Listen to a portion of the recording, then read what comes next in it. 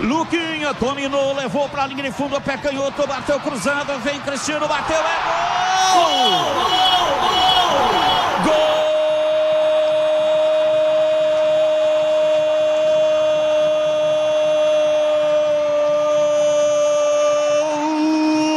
Gol! Da Ponte!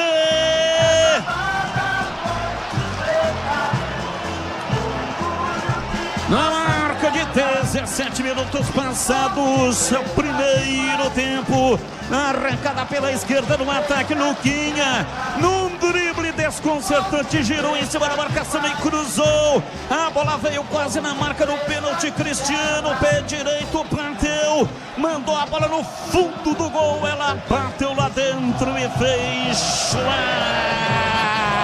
A bola gosta de rede, é de rede que a bola gosta. A torcida vibra,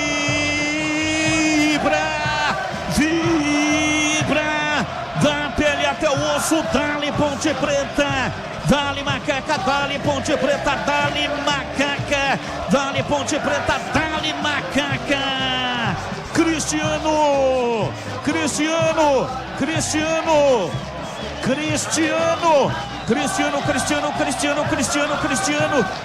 Cristiano, camisa 10.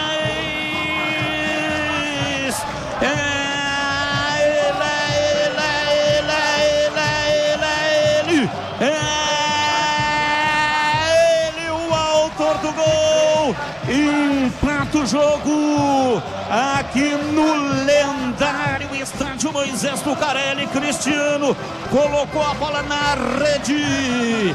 Ponte Preta 1 também para o Noroeste, e o detalhe do gol é seu Pedro Piscinato. O detalhe é que 50% do gol Cristiano deve a Luquinha, o garoto da base, forjado no aço da base do Majestoso.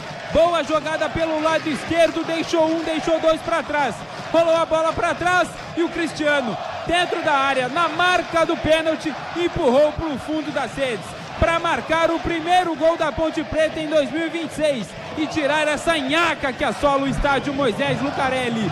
Cristiano, o novo 10 da Macaca, empata o jogo no Majestoso.